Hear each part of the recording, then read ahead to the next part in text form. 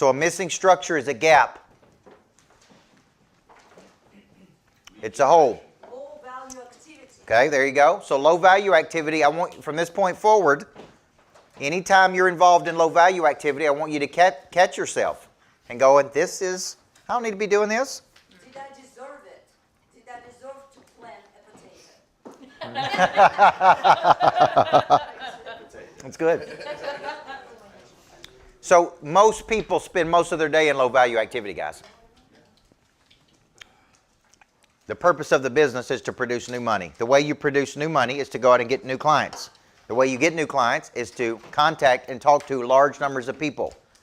You can do it one-to-one or you can do it one-to-many. I prefer one-to-many personally, which is why I do webinars.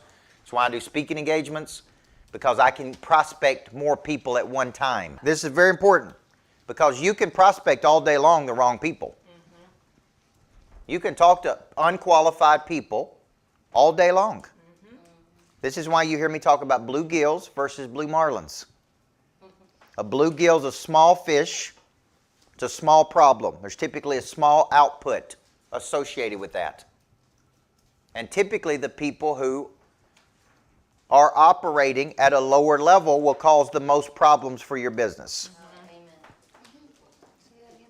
The people that are operating at a lower level will cause the most problems in customer service issues for you. Because it's the frequency of thought that they're at. Okay, so everything's a big deal. Okay, all right, what else did we take away from the first session? No structure or goal. Okay, no structure. The whole purpose of bringing a structure to this is to avoid confusion. Confusion is randomness in motion. It's like I just get up and just do a bunch of things that's got nothing to do with really moving me toward my goal. High value moves me toward the goal. Low value moves me away from the goal. Just having conversations during the day that have nothing to do with the business. Like I may talk to my wife one time a day. And when I talk to her, I'm like, you okay? Yes. Kids okay? Yep. Okay. I'm at work. I'll see you tonight. See, we don't sit there and have an hour conversation during the middle of the work day. The purpose of the business is work. It's called work for a reason. Okay? We're working. Okay? So I just don't involve myself in a lot of low-value activity during the day with talking to people, with having conversations with people about nothing, about what the weather's going to do tomorrow or what sports team is going to win. Like, I am focused when I'm at work. The purpose of work is to go out and generate revenue. And I'm telling you, I've worked in companies. When I go work with these big call centers and insurance companies, I'm telling you, they're wasting up to 4 hours a day. Easy. So what I'm going to show you next is going to be very valuable because we're going to know in the first 15 seconds if we have a legitimate prospect or not. Okay? Now, here's the deal. When you are real rich, you can goof off as much as you want to. When your passive income is greater than your living expenses and you ain't got to go to work, hey, go have long coffees, go to the lake in the afternoon. When you're real wealthy, hey, do whatever you want to. But until then, right? Because here's a common mindset I hear people say. Coach, I'm just too busy. Oh my gosh, I'm just so busy. I'm like, you're doing one deal a month. See, that is a mindset. I'm so overwhelmed. I'm so overwhelmed. I'm so busy. I'm so busy.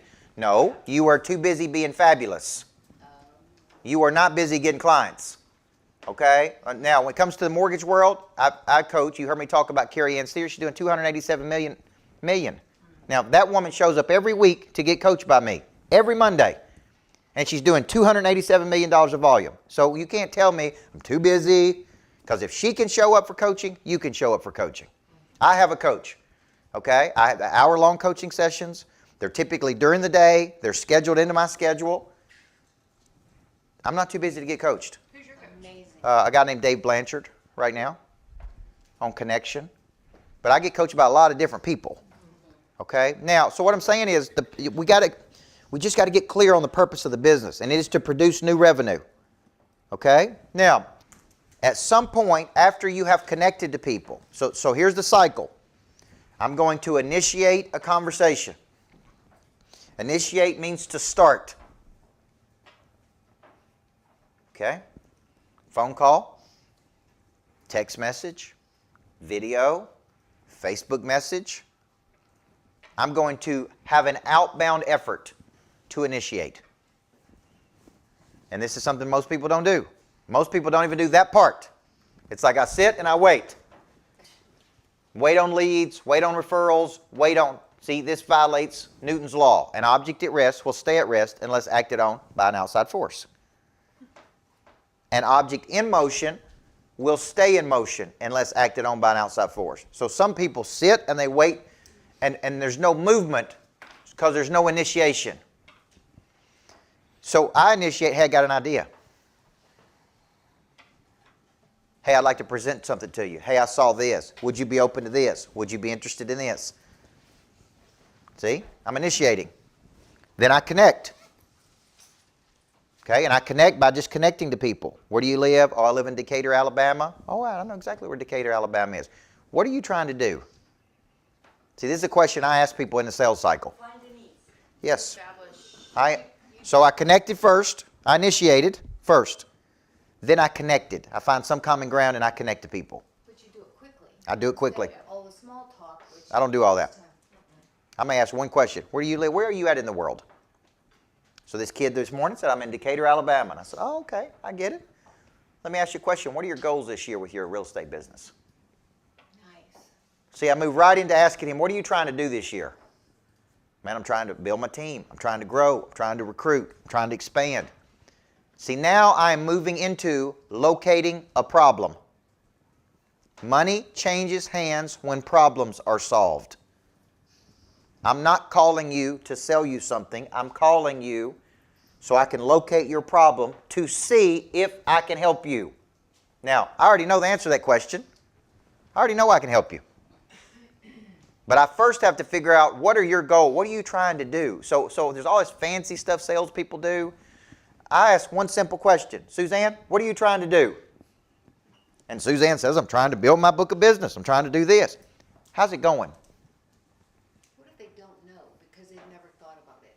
Like maybe they're struggling. Then I give it to them.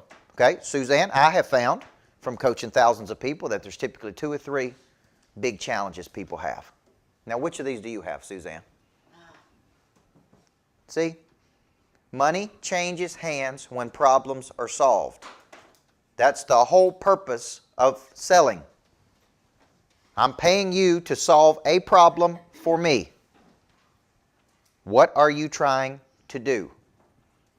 Now, once I listen to what they are trying to do, I'm trying to sell my house, buy a new house. I'm trying to buy a house with a bigger yard. I'm trying to get a house where I like the master bedroom. I'm trying to whatever.